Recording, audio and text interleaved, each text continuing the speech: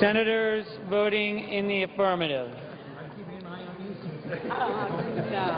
Alexander, Ayotte, Baldwin, Baucus, Begich, Bennett, Blumenthal, Blunt, Bozeman, Boxer, Brown, Burr, Cantwell, Cardin, Harper, Casey, Chambliss, Coburn, Cochran, Coons, Corker, Cornyn, Crapo, Donnelly, Durbin, Feinstein, Fisher, Flake, Franken, Gillibrand, Graham, Grassley, Hagan, Harkin, Hatch, Heinrich, Heitkamp, Heller, Hirono, Hoeven, Inhofe, Isaacson, Johans, Johnson of South Dakota, Kane, King, Kirk, Klobuchar, Leahy, Levin, Manchin, McCain, McCaskill, McConnell, Menendez, Merkley, Mikulski, Moran, Murkowski, Murphy, Murray, Nelson, Hall, Portman, Pryor, Reed of Rhode Island, Reed of Nevada, Roberts, Rockefeller, Rubio, Sanders, Schatz, Schumer, Shelby, Stabenow, Tester, Toomey, Udall of Colorado, Udall of New Mexico, Vitter, Warner, Warren, Whitehouse, Wicker, Wyden. Senators voting in the negative: Barrasso, Coates, Cowan, Cruz, Enzi, Johnson of Wisconsin, Landrieu, Lee, Scott, Sessions. Ms. Collins, no.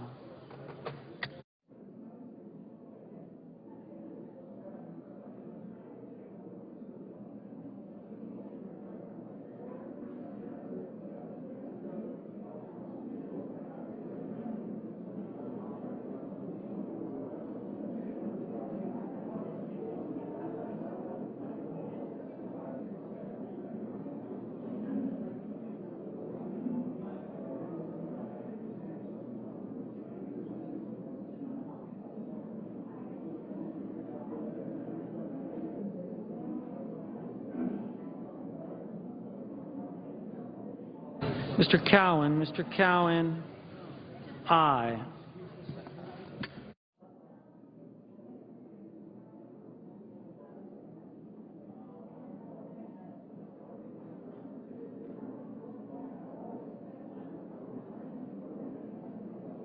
Mrs. Shaheen, aye.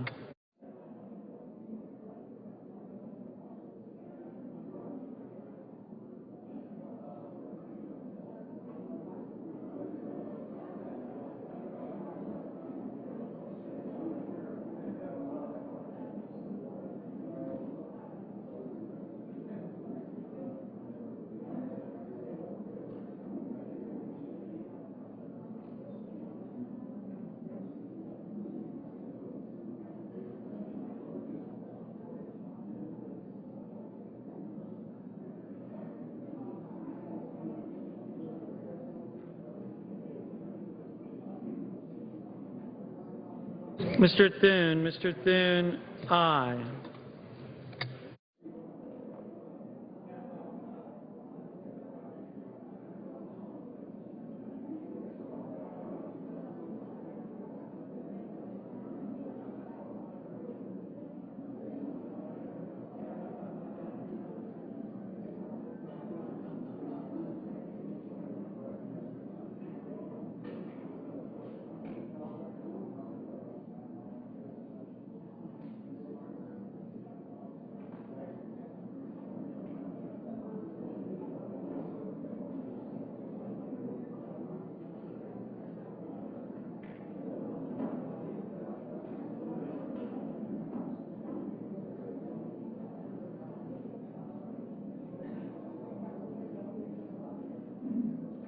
Ms. Landrieu, aye.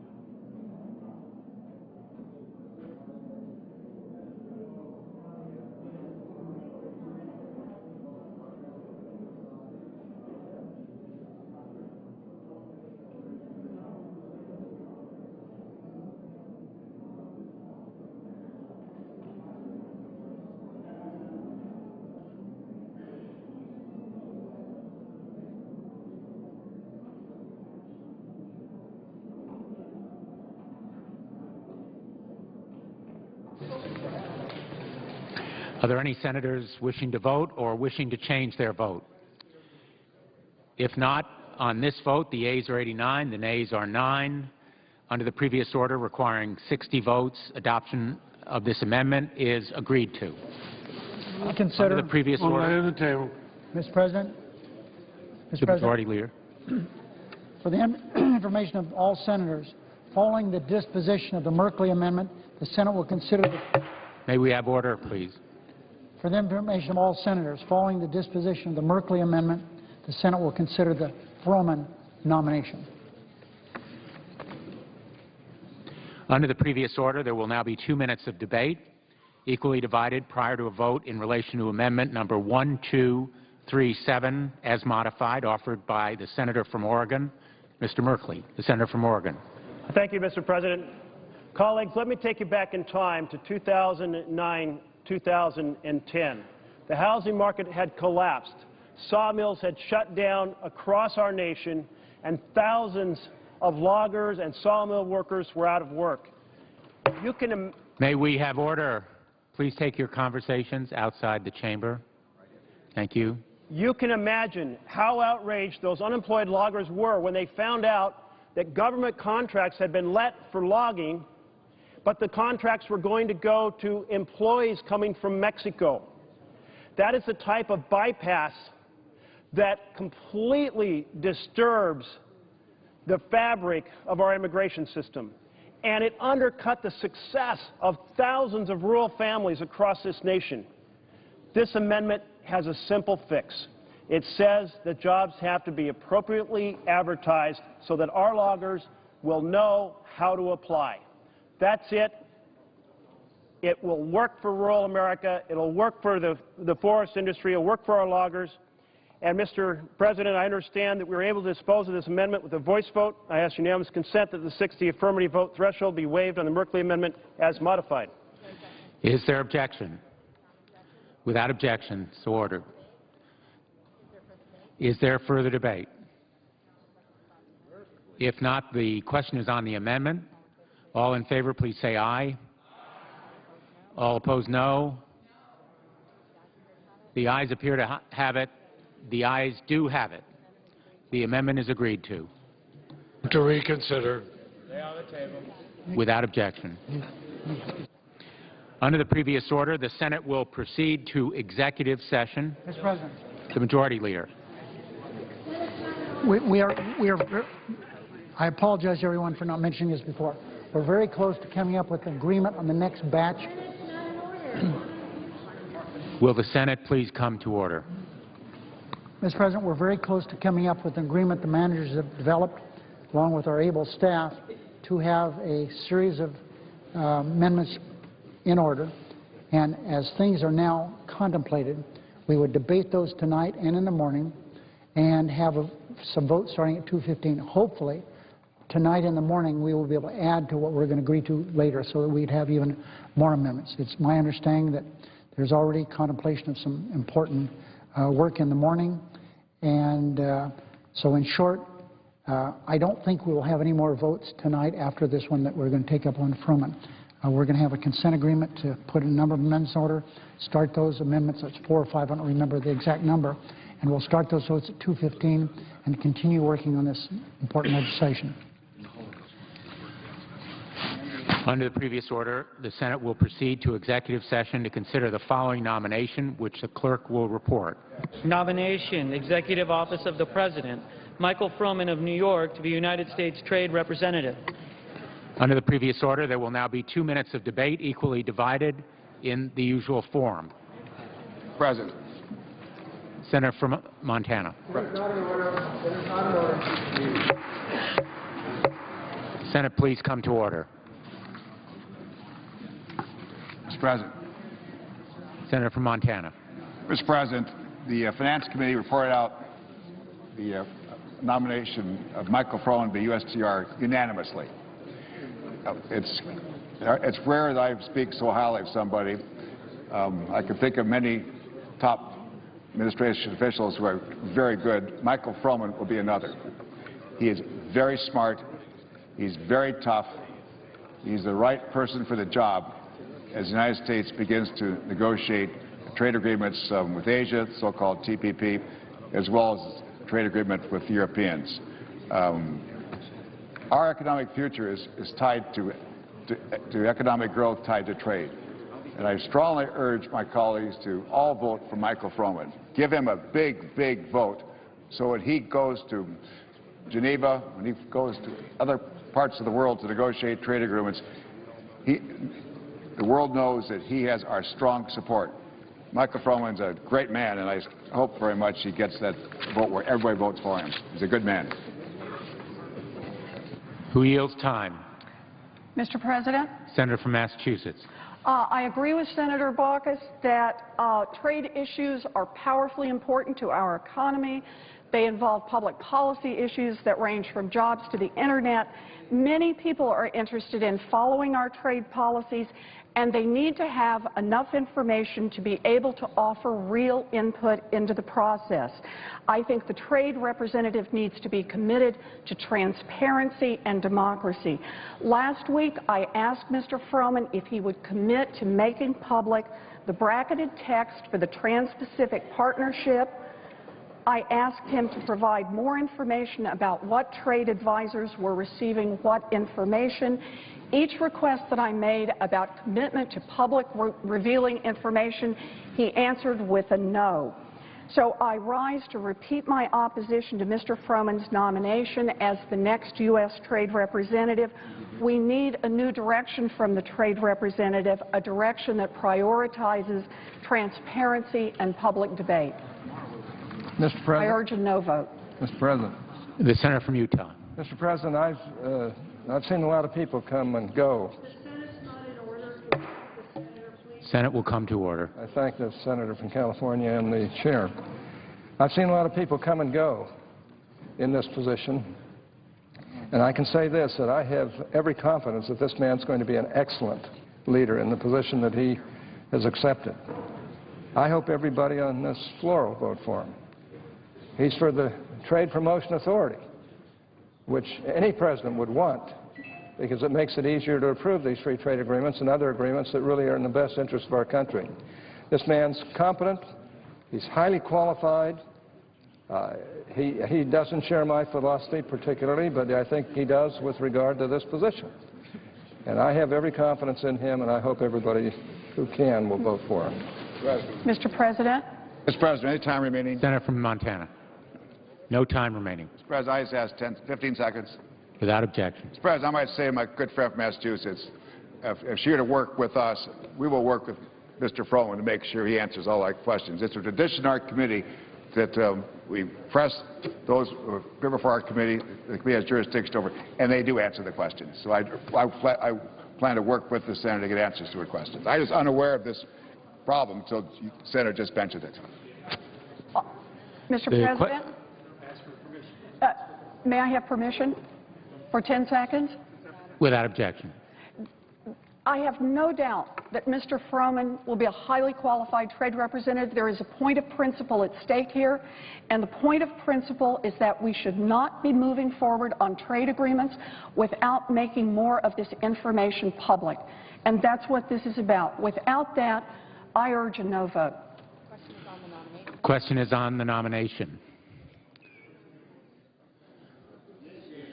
The yeas and nays have been requested. Is there sufficient second? There appears to be sufficient second. The clerk will call the roll. Mr. Alexander, Ms. Zayat, Ms. Baldwin, Mr. Barrasso, Mr. Baucus, Mr. Begich, Mr. Bennett. Yes. I got you, sir. Boxer. Okay. Really? Okay. That hurts me bad. I'm a little worried if it's too short. He's black, but it is. I see now that it's... Yes. She said it looks like a marina. On TV. In person, it looks like Okay, good. Excuse me. Thank you. Push this guy out. Sir, Murphy. Wicker. Scott. Gotcha. I got you. Mr. Blumenthal. Just vote me like Tim Scott voted you. That's what I always I got you. Gotcha. Menendez. Johannes. Johannes. Menendez. Sure. Gotcha. You got me, isn't I? I did. White House. Jones. Hogan. Rubio. I got you. Gotcha. Johnson. Mr. Paul. Sanders.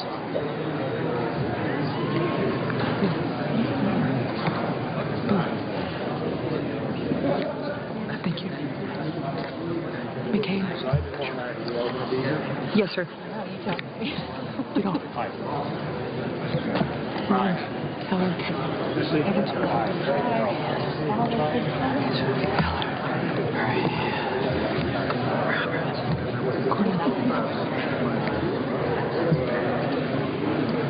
Mr. Bozeman. Yes. Mrs. Boxer. Mr. Brown. Mr. Burr. Mr. Manchin. Jimmy. Shelby. Thank you. Mr. Schumer. Sure. Gotcha. Balkans. Getting through it, man. How are you? Ms. Cantwell. Mr. Gaskell. Baldwin. You're an aye. Gotcha. Mr. Cardin. Mr. Carper. Mr. Casey.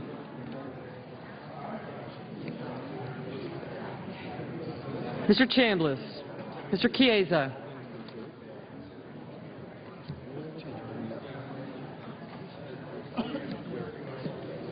Mr. Coates.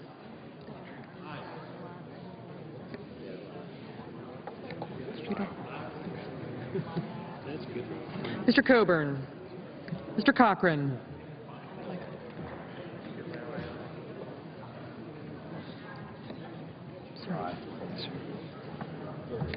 You heard my eyes. Yes, sir, I did. Thank you. Mr. Cochran. Ms. Collins. Mr. Coons. Mr. Corker. Mr. Cornyn. Mr. Cowan. Mr. Crapo.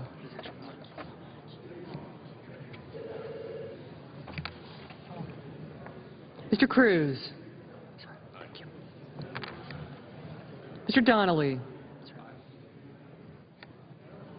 Mr. Durbin. Mr. Enzi, Mrs. Feinstein, Mrs. Fisher, Mr.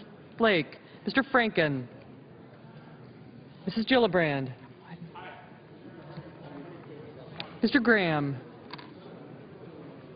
Mr. Grassley, Mrs. Hagan,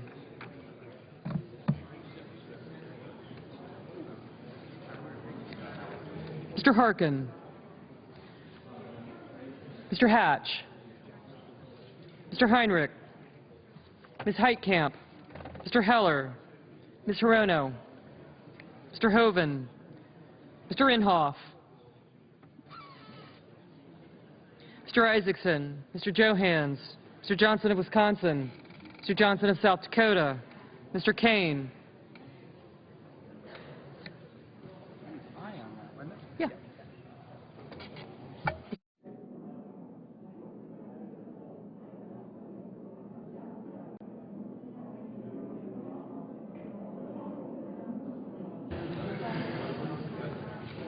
Mr. King, Mr. Kirk, Ms. Klobuchar, Ms. Landrieu, Mr. Leahy,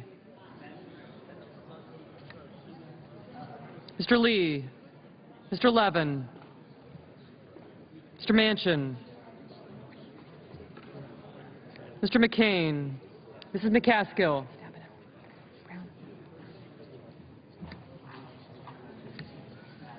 Mr. McConnell, Mr. Menendez, Mr. Merkley, Ms. Mikulski,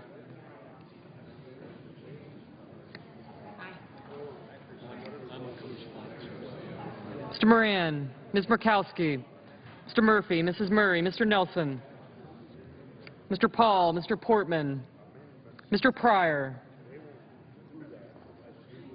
Mr. Reed of Rhode Island, Mr. Reed of Nevada, Mr. Risch, Mr. Roberts, Mr. Rockefeller, Mr. Rubio, Mr. Sanders, Mr. Schatz, Mr. Schumer, Mr. Scott, Mr. Sessions, Mrs. Shaheen, Mr. Shelby, Ms. Stabenow, Mr. Tester, Mr. Thune, Mr. Toomey, Mr. Udall of Colorado, Mr. Udall of New Mexico, Mr. Vitter, Mr. Warner,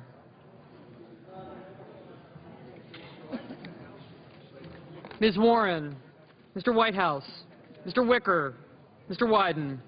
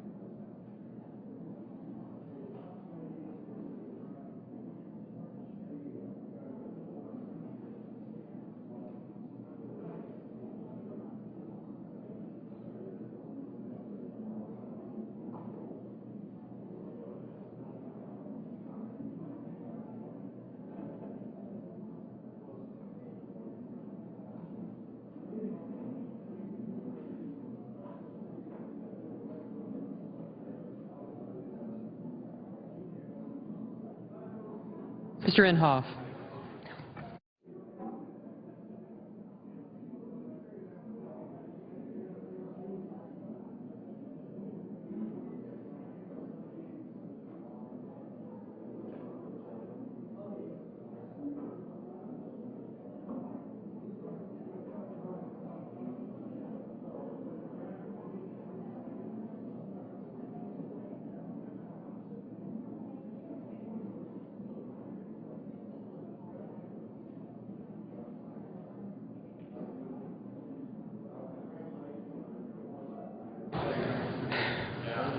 Senators voting in the affirmative: Alexander, Ayotte, Baldwin, Barrasso, Baucus, Begich, Bennett, Blumenthal, Blunt, Bozeman, Brown, Burr, Cantwell, Cardin, Carper, Casey, Chambliss, Coates, Coburn, Cochran, Coons, Corker, Cornyn, Cowan, Crapo, Cruz, Donnelly, Durbin, Enzi, Feinstein, Fisher, Flake, Franken, Gillibrand, Graham, Grassley, Hagan, Harkin, Hatch, Heitkamp, Heller, Hirono, Hoeven, Inhofe, Isaacson, Johans, Johnson of Wisconsin, Johnson of South Dakota, Kane, Kirk, Landrieu, Leahy, Lee, McCain, McCaskill, McConnell, Menendez, Moran, Murkowski, Murphy, Murray, Nelson, Paul, Portman, Pryor, Reed of Rhode Island, Reed of Nevada, Roberts, Rubio, Schatz, Schumer, Scott, Sessions, Shaheen, Shelby, Stabenow, Tester, Thune, Toomey, Udall of Colorado, Udall of New Mexico, Vitter, Whitehouse, Wicker, and Wyden. Ms. Klobuchar. Aye. Ms. Klobuchar, aye. Mr. Warner. Mr. Warner, aye. Mr. Merkley. Mr. Merkley, aye. Senators voting in the negative: Manchin, Sanders, and Warren.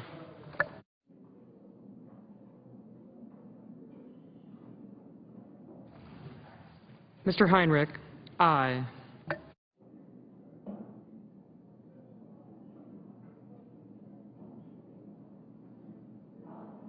Ms. Collins, aye.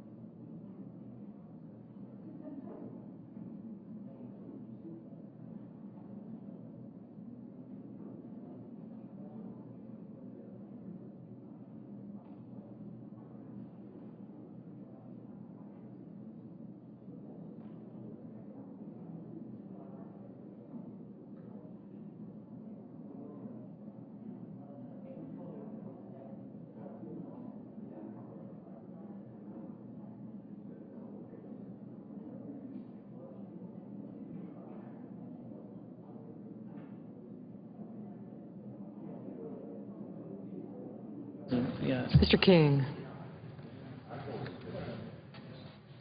Mr. King, aye. Mr. Levin, no.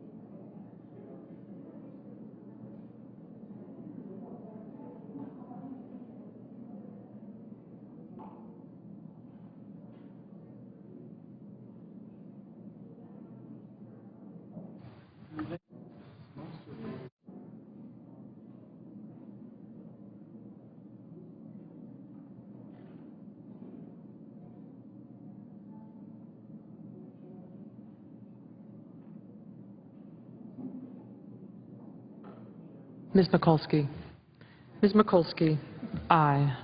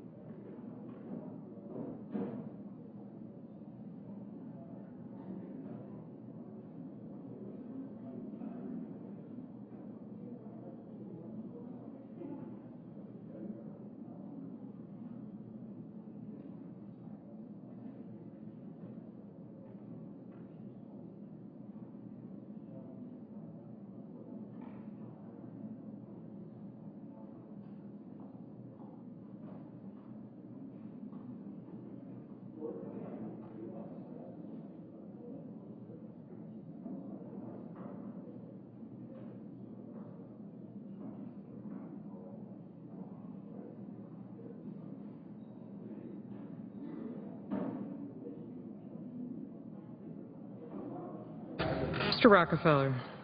Mr. Rockefeller, aye.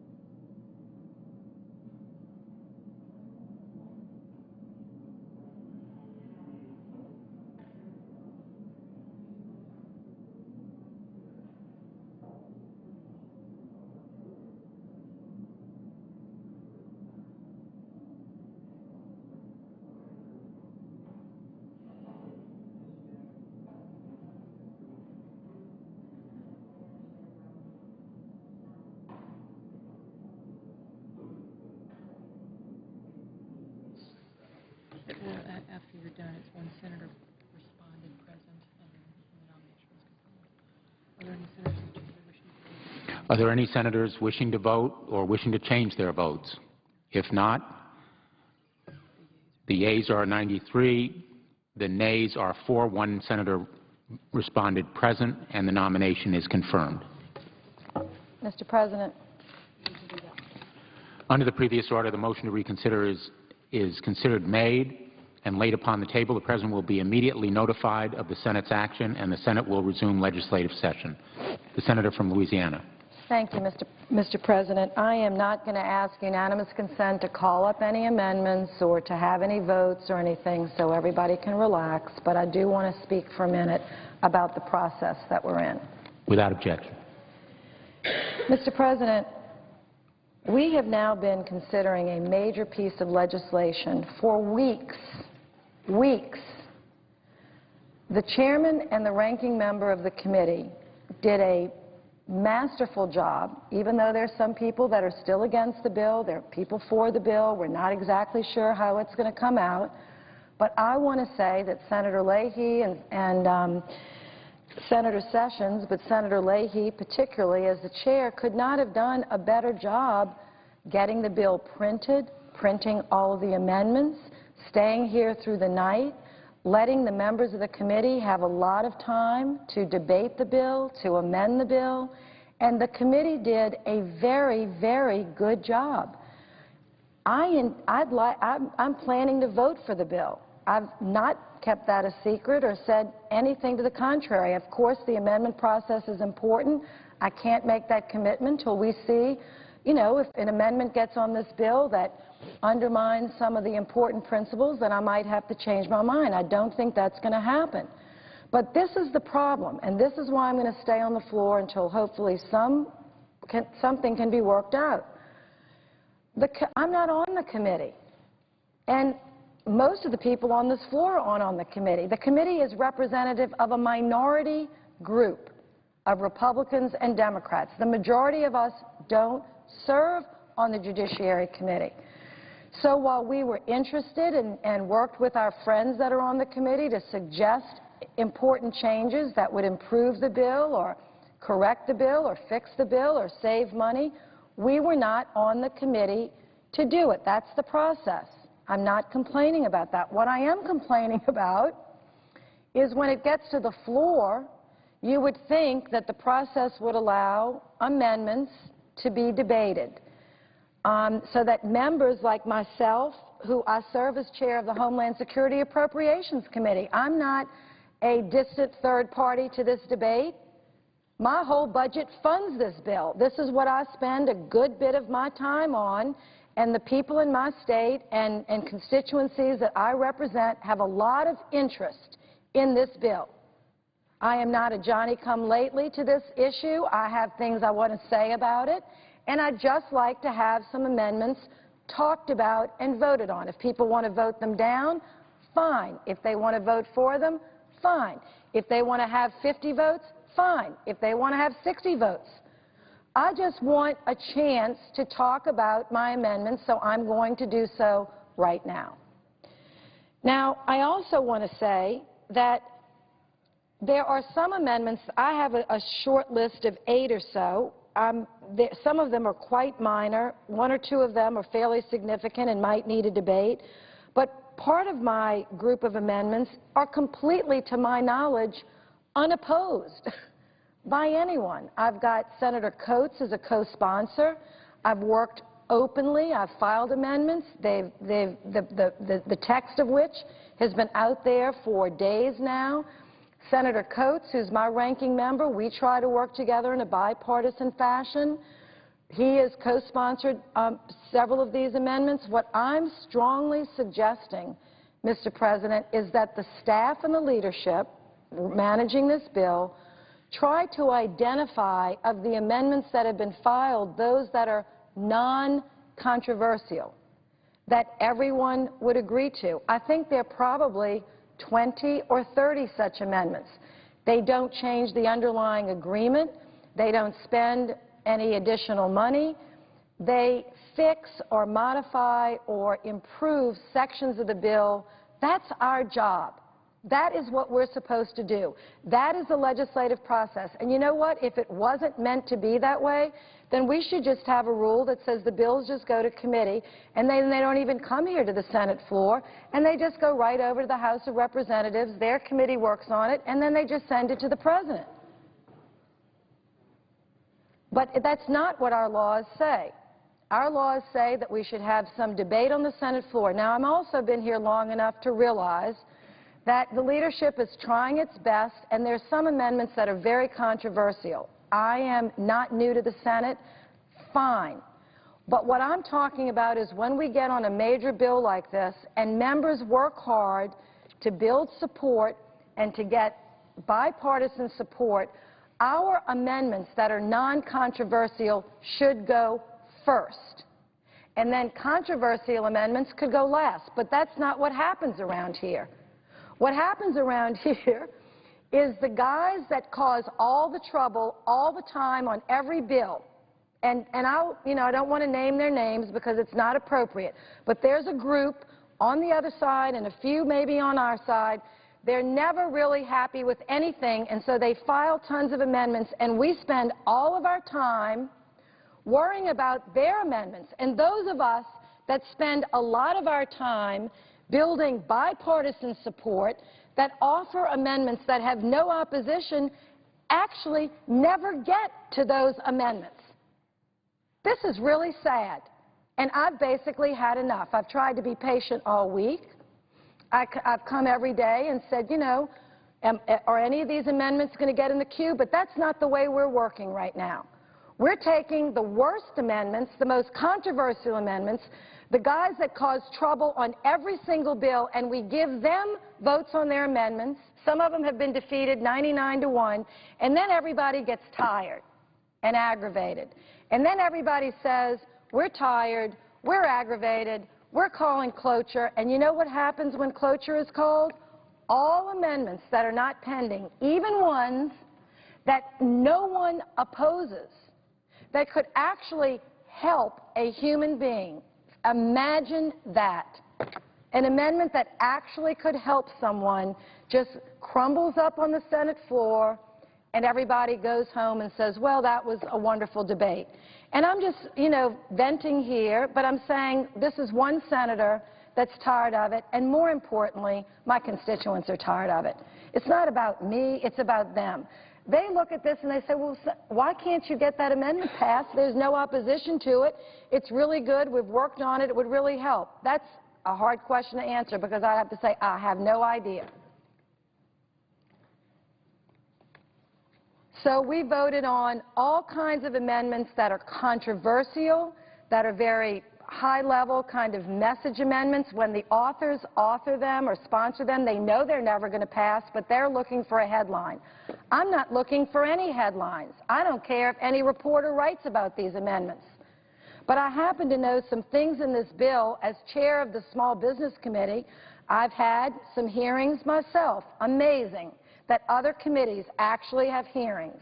And I've had hearings and have had dozens of small business owners say to me as chair of the Small Business Committee, look, Senator, we're not getting any attention here because everybody's talking about all sorts of things like the fence, the border, the this and that.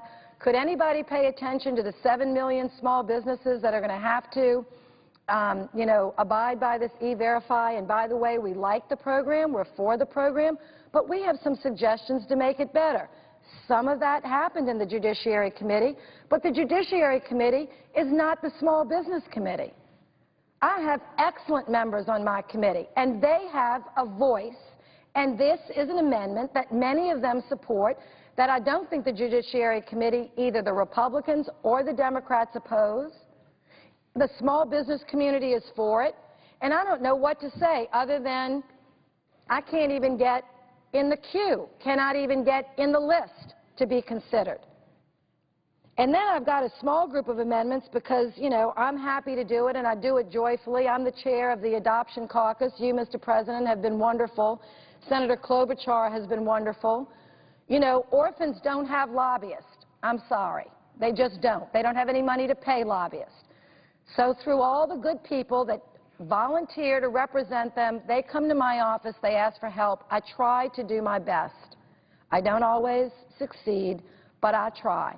So Amy Klobuchar and I, because she's the senator that's been also terrific about this with others, not just myself, we have some amendments that have nothing to do with the English language or any language, the fence, any money, anything, just a few technical corrections that could help some American families trying to adopt.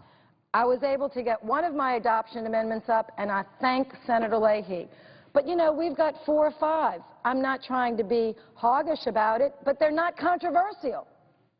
So I have 15 amendments that are non-controversial. Maybe, I'm making that up. Maybe there's an opponent.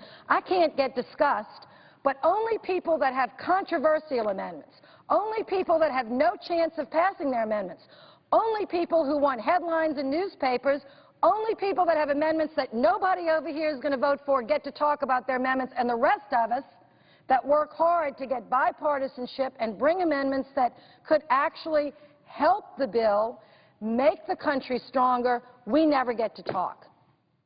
So I'm going to stay on the floor and object until I get an answer for that question.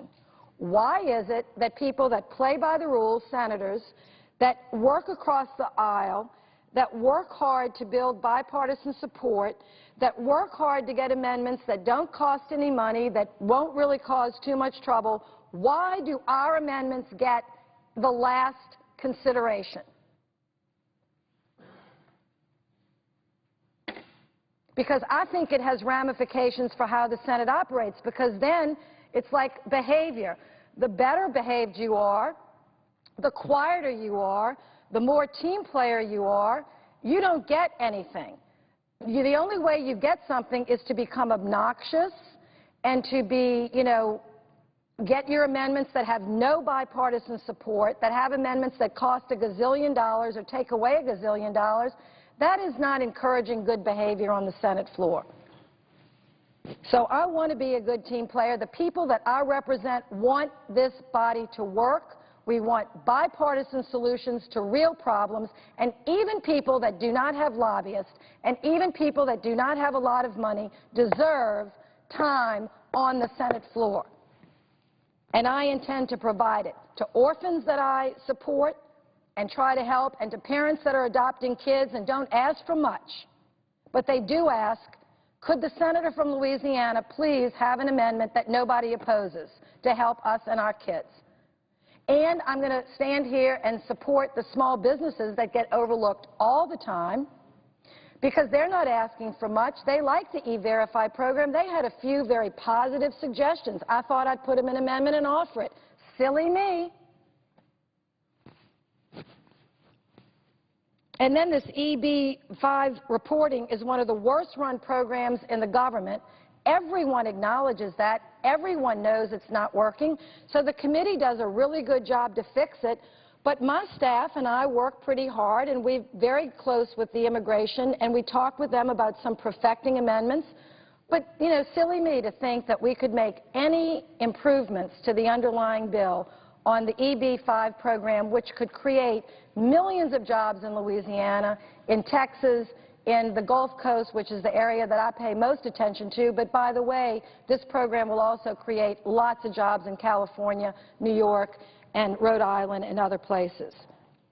So I'm going to sit here. I don't mean to, I know other senators may want to talk, but I'm sorry until I get some answers about why some of our amendments, not just mine, but other amendments, Republican amendments, Democratic amendments that are not controversial, that are cleared on all fronts. I want those amendments to go first, and then you can say congratulations to the members that worked hard to minimize opposition, to write their amendments in a way that people could be supportive. That's what senators are supposed to do. But we have turned from a Senate to a theater. And I'm tired of being part of a theater. If I wanted to be part of a theater, I would have gone to New York. Not that anybody would have put me on the stage because I can't sing or dance, but I don't want to. I want to lead, but it's getting very difficult in this place to do any leadership. So I'm just going to sit here until maybe somebody that is a leader around here can come talk to us about what we're going to do with amendments on an immigration bill that is controversial, the bill itself. Let me not understate that. There'll be people that don't want to vote for this bill no matter what shape it's in. I'm not one of them. But I want to know the answer to my question. How many amendments of the 140 pending are non-controversial that Republicans and Democrats will agree to? That is my question. I would like an answer. And my second question is, when could we possibly vote on those amendments before